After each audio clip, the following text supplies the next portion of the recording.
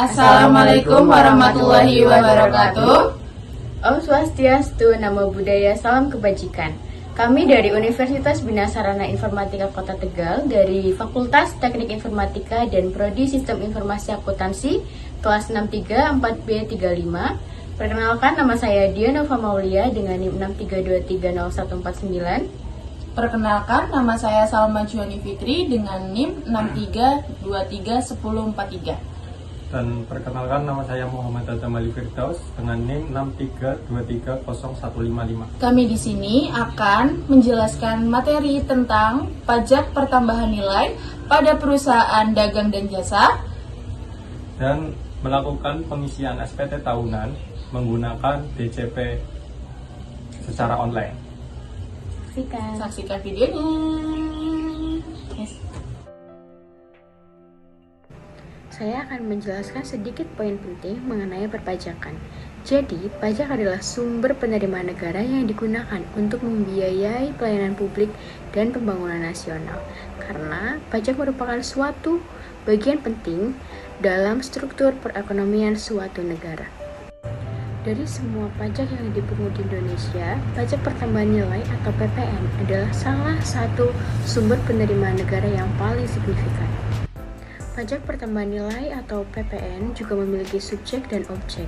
Menurut Undang-Undang PPN Nomor 42 Tahun 2009, subjek PPN adalah yang pertama, PKP atau pengusaha kena pajak, di mana pengusaha kena pajak itu wajib memungut PPN dan akan menyetorkannya kepada negara. Dan yang kedua ada non-PKP, yang mana tidak wajib memungut PPN tetapi tetap membayar pajak apabila membeli barang atau jasa yang dikenakan PPN. Sedangkan objek pajak pertambahan nilai antara lain yang pertama, penyerahan barang kena pajak dan jasa kena pajak di dalam daerah pabean yang dilakukan oleh pengusaha. Yang kedua, impor barang kena pajak. Tiga, ada pemanfaatan barang kena pajak yang tidak berwujud dari luar daerah pabean dan dalam daerah pabean. Yang keempat, ada pemanfaatan jasa kena pajak dari luar daerah pabean di dalam daerah pabean. Dan yang terakhir, ada ekspor barang kena pajak berwujud atau tidak berwujud dan ekspor jasa kena pajak oleh pengusaha kena pajak atau PKP. Nah, untuk tarif PPN atau pajak pertambahan nilai terbagi menjadi dua, yaitu tarif umum dan tarif khusus. Untuk tarif umum, yang pertama ada pajak yang dikenakan senilai 11% yang diberlakukan pada tanggal 1 April tahun 2022. Dan yang kedua ada tarif PPN 12% atau tarif PPN yang terbaru yang diberlakukan pada tanggal 1 Januari 2025 lalu. Dan perlu diketahui, kenaikan tarif PPN untuk barang dan jasa non-mewah itu ditunda. Maka dari itu, tarif PPN 12% hanya dikenakan untuk barang mewah saja. Sedangkan tarif khusus digunakan untuk kemudahan dalam pemungutan PPN atas barang atau jasa tertentu ataupun sektor usaha tertentu yang diterapkan tarif PPN final, misalnya 1%, 2%, ataupun 3% dari peredaran usaha yang diatur dengan PMK. Selain itu, dalam UU HPP juga terdapat perubahan terkait negative list atau barang jasa yang tidak dikenakan PPN. Artinya, beberapa barang dan jasa yang sebelumnya tidak dikenai PPN sekarang kena pajak. Assalamualaikum warahmatullahi wabarakatuh. Perkenalkan, nama saya Salma Juhani Fitri dari kelas 63 4B35 dengan NIM 632304143. Di sini saya akan melanjutkan materi yang telah dibawakan oleh Mbak Dianova Maulia, yaitu data pajak di studi kasus perusahaan dagang dan jasa. Saya akan memberikan contoh studi kasus perusahaan dagang 1 dan studi kasus perusahaan jasa 1. Nah, pertama-tama kita akan memulai di studi kasus perusahaan dagang dulu ya. Bentar. Oke. Pertama-tama di sini ada data pajak kasus perusahaan dagang di CV Bimantara Jaya sebagai penelitian yang terletak di Desa Wonorejo, Kecamatan Ngadiluih, Kabupaten Kediri, Provinsi Jawa Timur. melakukan transaksi sebagai berikut. Nah, bulan April tahun 2022, penjualan barang dagang yang merupakan sekam giling sebesar 546 juta rupiah, belum termasuk PPN. Nah, penjualan sekam giling pada bulan April 2022 dengan PPN 10%. Kita menghitungnya itu yaitu harga jual belum PPN dikalikan 10%, yaitu 54.600.000 rupiah. Yaitu total kas diterima adalah 546 juta rupiah ditambah 54.600.000 rupiah. Hasilnya itu 600.600.000 rupiah. Yang kedua adalah pembelian sekam giling bulan April 2022 dengan PPN 10%. Nilai pembelian sebelum PPN itu 506 juta rupiah. PPN masukannya itu nilai pembelian belum PPN dikalikan 10%, yaitu 50.600.000 rupiah. Nah, total kas yang dibayar adalah 506 juta rupiah ditambah 50.600.000 rupiah, hasilnya adalah 556.600.000 rupiah. Yang C itu ada pembayaran PPN terutang masa April 2022 dengan PPN 10%. PPN keluaran sama dengan 54.600 yang sudah dihitung di yang sebelumnya ya, di A. Dan PPN masukan adalah 50.600.000 rupiah. Jadi PPN yang disetor adalah PPN keluaran dikurangi PPN masukan, yaitu 4 juta rupiah. Dan yang kedua, saya akan membacakan data pajak studi kasus perusahaan jasa di studi kasus PT Metro Pertama Raya. Untuk profil perusahaannya, kantor pusatnya di Jalan Soekarno-Hatta nomor 789, Kecamatan Buah Batu, Kota Bandung, Jawa Barat, Indonesia. Dan pengembang properti dan real estate dengan NPWP 01234567899000. Masa pajaknya April 2025. Nah, yang pertama itu ada perhitungan PPN keluaran. PPN atas penyerahan rumah kepada pembeli yaitu PPN 11% dikalikan 1.200.000 rupiah, hasilnya 130 juta. Dan total tagihan kepada pembeli 1.200.000 ditambah 132 juta. 1.200.000 rupiah ditambah 132 juta, yaitu 1.332 juta rupiah.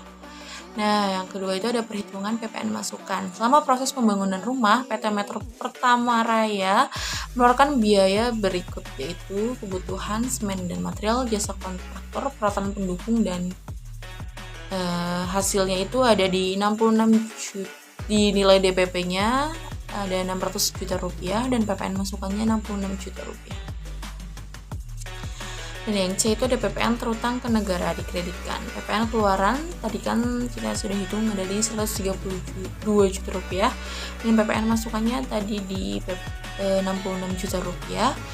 Jadi PPN terutangnya adalah PPN keluaran dikurangi PPN masukan, hasilnya 66 juta rupiah. Jadi PPN terutangnya adalah 66 juta rupiah. Oke, di sini saya akan melanjutkan materi selanjutnya teman-teman, yaitu pengisian SPT tahunan ya tahun 2025. Nah, pertama-tama teman-teman bisa masuk ke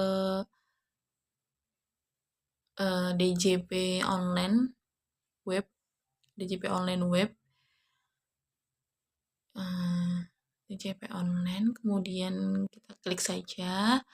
Nah, langkah berikutnya itu kita masuk ke halaman login. Nah, kita masukkan NPWP, ini kan ada NIK atau NPWP atau NITKU. Nah, ini NPWP-nya kalian masukin dan kata sandinya juga dimasukin. Nah, kalau misal kalian belum daftar nih, jadi kalian tinggal isi di daftar di sini aja. Oke, di sini saya akan memasukkan NPWP untuk kata sandi yang sudah pernah saya buat. Nah, NPWP ini hanya angka saja ya. Biasanya kan NPWP itu ada tanda strip atau tanda titik. Nah, kita hilangkan saja, tinggal kita masukkan angkanya saja. Dan sudah dimasukkan NPWP dan kata sandi, kita klik selanjutnya. Nah, setelah kita klik selanjutnya, login tadi, di sini akan tampilan ada login sebagai siapa. Nanti verifikasinya ada 3 pilihan. Nah, nanti eh, kalian tinggal milih melalui email atau melalui SMS atau melalui akun M-Pajak. Nah, di sini kita akan menggunakan email ya. Nah, tinggal dibuka, nanti ada kode verifikasi masuk ke email ya. Nanti kalian silakan buka aja di email kalian masing-masing dan masukkan kode verifikasi masing-masing ya.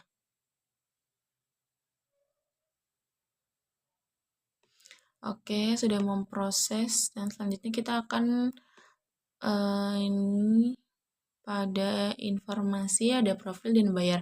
Kita klik saja lapor. Kemudian itu kita klik a filling. Dan berikutnya kita untuk tahu detail dari laporan kita yang sudah isi di tahun-tahun sebelumnya. Kita untuk lapor untuk di tahun 2023. Kita laporkan adalah pajak di tahun 2024 ya teman-teman. Jadi kita tinggal klik saja buat SPT. Nah, pada formulir SPT ini kita akan mengisi formulir apakah Anda menjalankan usaha atau pekerjaan bebas.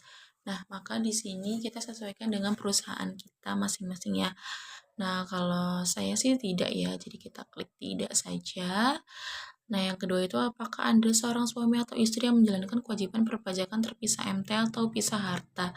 Nah, kita kalau misal tidak ya tidak ya. Jadi tapi saya tidak, jadi kita klik tidak. Nah, yang ketiga itu ada apakah penghasilan bruto yang Anda peroleh selama setahun 60 juta rupiah.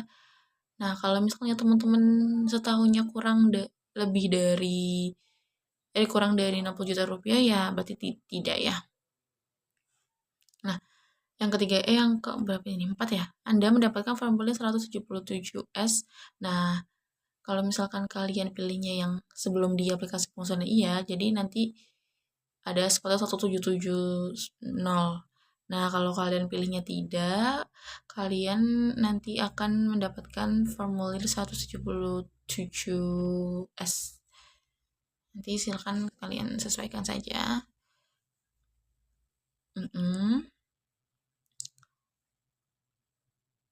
Kita klik saja di SPT 177S. Oke, berikutnya akan dilanjutkan oleh Muhammad Adam Ali Firdaus ya. Rekan saya, silakan. Terima kasih. Assalamualaikum warahmatullahi wabarakatuh. Perkenalkan nama saya Muhammad Adam Ali Firdaus dengan NIM 6323015. Di sini saya akan melanjutkan tutorial bagaimana cara pengisian SPT secara online di DCP online. Berikutnya di sini kita pilih tahun pajak dulu ya. Tahun pajak, nah di sini adalah tahun pajaknya itu 2024. Karena yang dilaporkan itu adalah di tahun 2024 dan laporannya itu di Januari 2025. Kemudian status SPT ini apakah normal ataukah pembetulan? Eh, Kalau misalkan normal itu adalah kita baru pertama kalinya lapor SPT untuk di tahun pajak 2024. Kalau misalkan yang pembetulan ini mungkin teman-teman pernah lapor tapi keliru, ingin membetulkan kalian pilihnya di sini, yaitu pembetulan. Kemudian pembetulan, kalau pembetulan, pembetulan ke berapa nanti akan terbaca ya. Kalau misalkan eh, kalau misalkan baru pertama kali di sini kita pilih normal. Kemudian setelah itu kita klik selanjutnya. Kita akan masuk ke halaman 2 dari 3. Kemudian kita scroll ke bawah. Berikutnya di sini kita masukkan untuk penghasilan bruto dalam negeri kita sehubungan dengan pekerjaan dan penghasilan neto dalam negeri ya. Untuk di sini teman-teman itu mengacunya dari mana? Mengacunya itu dari bukti pungut pajak misalkan atau data SPT yang diberikan dari pemberi kerja. Dan di sini untuk di penghasilan bruto ini silakan dilihat yaitu eh, pada SPT masing-masing. Kira-kira berapa nih? Atau mungkin dihitung sendiri ya. Di sini untuk di penghasilan bruto ini kebetulan adalah 32. Kemudian di sini otomatis akan muncul di sini ya, yang penghasilannya kena pajak sekian. Berikutnya, di sini kita masukkan apakah teman-teman itu ada pengurangan atau enggak. Kalau misalkan ada, silakan diisikan ya. Pengurangannya berapa? Berikutnya, di sini penghasilan tidak kena pajak.